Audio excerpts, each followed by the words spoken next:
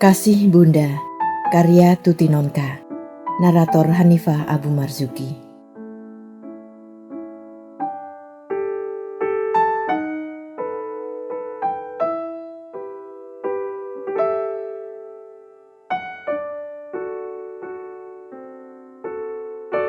Sebelum kita mulai, jangan lupa support channel ini dengan cara klik tombol like dan subscribe.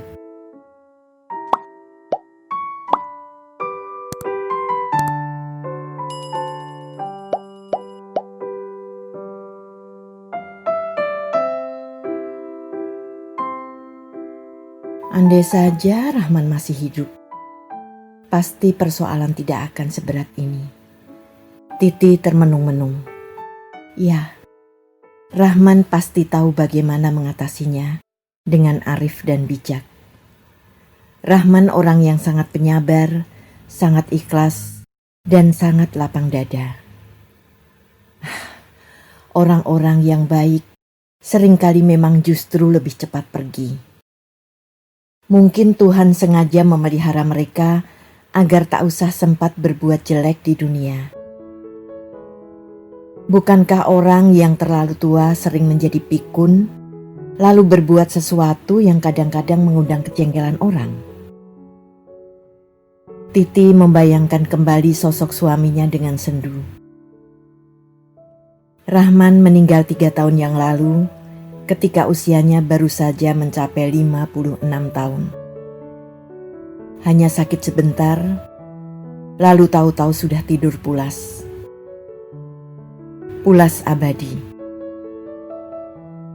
Tubuhnya bahkan masih kelihatan segar, wajahnya jernih bersih, pasrah dan ikhlas. Semua orang terperanjat, tapi bersyukur melihat kepergian Rahman yang begitu mudah dan indah.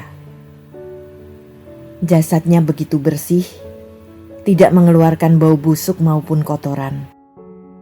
Konon, begitulah ciri orang yang sewaktu hidupnya penuh tawakal kepada Tuhan.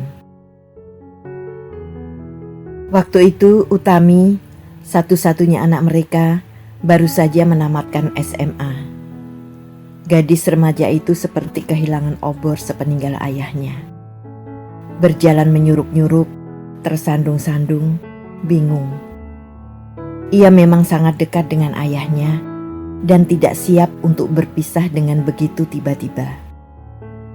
Untung ada Titi yang sekalipun ia sendiri sangat berduka ditinggalkan suaminya, mampu menghibur dan mengisi kekosongan hati Utami yang semula diisi oleh Rahman. Kini, sebulan sudah Utami kembali kehilangan obor. Jika dulu ia dapat segera mengatasi kesedihannya dengan kepasrahan kepada takdir Tuhan dan menyibukkan diri di sekolah bersama teman-temannya, maka kini agaknya ia sulit untuk melupakan kesedihan itu dengan cara yang sama. Sebab kadar kesedihannya juga berbeda. Dulu yang hilang adalah ayahnya, sumber kasih sayang dan tokoh pelindungnya yang gagah perkasa. Kini yang hilang adalah kekasihnya, yang bukan saja menjadi sumber kasih sayang serta pelindung, tapi juga tonggak tempat cita-cita dan harapan masa depannya terpancang. Mereka bukan dipisahkan oleh maut, tapi oleh penyakit. Bukan penyakit mereka sendiri, tapi penyakit yang mungkin akan merusak hidup anak-anak mereka bila mereka kawin. Dan bukan sakit sembarang sakit, tapi sakit yang sungguh tidak diingini oleh siapapun. Sakit jiwa. Kalau seseorang memang harus sakit, dan ia boleh memilih penyakitnya, maka pasti ia akan memilih penyakit apa saja, asal bukan sakit jiwa. Tubuh boleh sakit, tapi jangan akal dan keseimbangan pikiran.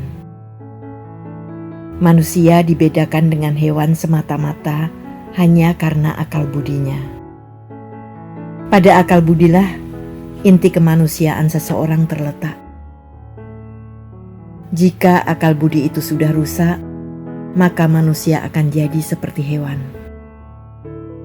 Berlari-lari di jalan tanpa pakaian, makan dan buang kotoran di sembarang tempat, mengeluarkan bunyi-bunyi yang tidak mengenal norma maupun tata susila, berkelahi atau bahkan mungkin membunuh sesamanya.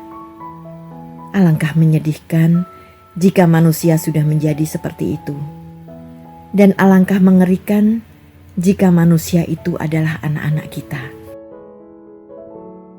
Tapi sakit, apalagi karena faktor keturunan, adalah mau Tuhan, bukan mau manusia. Orang hanya bisa membuang rokok untuk menghindari kemungkinan kena kanker paru-paru. Menjauhi kegemukan untuk mengelakkan kemungkinan sakit jantung. Tapi bagaimana kalau penyakit itu tak bisa ditolak? Karena sudah ada benihnya sejak manusia masih berbentuk zigot di dalam rahim ibu. Dan justru itulah yang menjadi halangan bagi Utami dan Yanuar. Rahman, Titi maupun Utami 100% sehat. Tapi dua orang saudara Titi dan seorang kemenakannya menderita gangguan kejiwaan. Demikian pula keluarga Yanuar dan kelima anaknya sama sekali normal.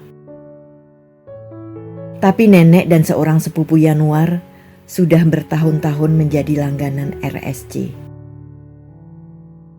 Gen pembawa penyakit itu bersifat resesif. Artinya, hanya akan muncul bila terjadi pertemuan dengan gen sejenis dari orang lain lewat sebuah perkawinan. Oleh karena itu, sekalipun kedua orang tuanya sehat, tidak tertutup kemungkinan anaknya akan menderita sakit. Walau kemungkinannya hanya sebesar 25% untuk tiap kelahiran. Itulah yang ditakutkan akan terjadi. Celakanya, hal itu baru diketahui setelah hubungan Yanuar dan Utami berlangsung beberapa lama. Setelah cinta kasih mereka terlanjur tumbuh dan berkembang rimbun. Sungguh berat sekali dan sangat menghancurkan hati memutuskan untuk berpisah. Tetapi itu harus dilakukan demi hidup anak-anak mereka kelak. Apalagi orang tua Yanuar menentang mati-matian jika anaknya akan menikah dengan Utami. Maka tinggallah dua orang muda yang sama-sama patah dan merana karena kehilangan harapan serta cita-cita. "Teh, Bu?" Titi menoleh.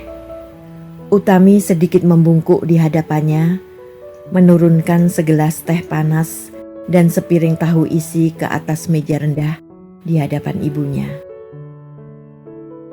Titi mengawasi anaknya dengan diam-diam. Paras yang ayu itu muram dan tampak sedikit kurus.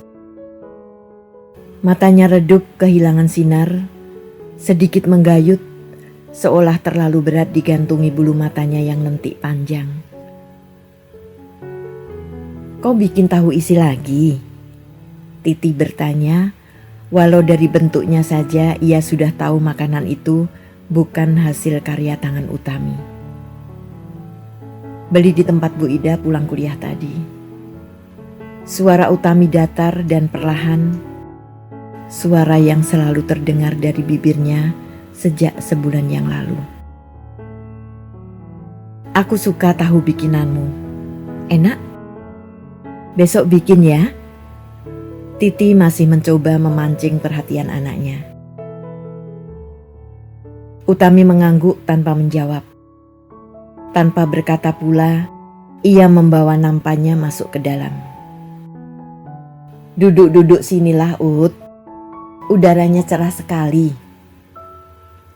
Titi menoleh kepada Utami yang sudah sampai di pintu. "Iya, Bu." Utami menjawab tanpa senyum, lalu meneruskan langkah ke dalam rumah. Titi menghela nafas. Sudah sebulan ini ia selalu menghela nafas, semakin lama semakin panjang. Tapi beban yang menghimpit dadanya tak juga berkurang.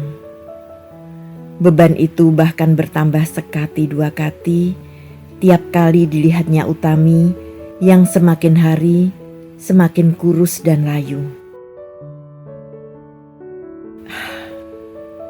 Titi berdesah. Mengapa keadaan mesti jadi begini? Mengapa situasi memojokkan dia dalam pilihan yang demikian sulit dan berat? Daun-daun pohon mangga di pojok halaman terlihat hijau kekuningan tertimpa sinar matahari sore. Kesuburan dan kerimbunannya memberikan keteduhan bagi segala apa yang ada di bawahnya. Batangnya kukuh tinggi, hampir sebesar pelukan. Titi ingat 20 tahun yang lalu ketika ia dan Rahman baru saja pindah dari Surabaya kemari, pohon itu baru setinggi kucing duduk. Rahman membelinya dari Dinas Pertanian dan menanamnya sebagai pepeling akan saat kepindahan mereka ke Jogja. Tahun itu merupakan awal lembaran baru kehidupan mereka dengan hadirnya Utami, seorang bocah perempuan yang sangat cantik dan lucu. Saat itu Utami baru berumur 2 tahun, sedang lasak-lasaknya bergerak dan bermain. Setiap sore mereka bekerja di halaman, merawat tanaman-tanaman yang baru saja dipindahkan ke situ. Utami selalu saja ingin mencabut pohon mangga itu, sehingga Titi meminta Rahman membuat pagar di sekelilingnya agar ia tak usah terus-menerus mengawasi Utami. Paras dan tingkah laku Utami yang menarik selalu membuat tetangga-tetangga baru mereka menyapanya dengan rasa senang dan gemas. "Putri yang nomor berapa, Jeng?" Biasanya mereka bertanya demikian, sambil mencubit atau menobel pipi Utami yang montok. "Anak pertama, Mbak Yu." Titi selalu menjawab dengan senyum. "Oh, baru satu ini ya? Sudah besar loh. Kok belum nambah lagi?" Biasanya Titi hanya tersenyum. Di benaknya terbayang saudara-saudara Utami di Surabaya yang semuanya berjumlah 6 orang. Utami nomor 6 dan segera akan punya adik ketika Titi dan Rahman membawanya pindah ke Jogja. Utami tak pernah tahu itu. Ingatannya masih terlalu muda untuk merekam wajah kakak-kakaknya, bahkan wajah ibunya sendiri. Kenangannya masih terlalu lemah untuk menghadirkan rumahnya yang kecil dan selalu berantakan. Suasana setiap hari yang selalu riuh rendah oleh teriakan dan perkelahian saudara-saudaranya, serta ibunya yang tak pernah sempat berdandan karena tertimbun pekerjaan rumah tangga serta merawat 6 anak yang masih kecil-kecil. Utami tak ingat semua itu.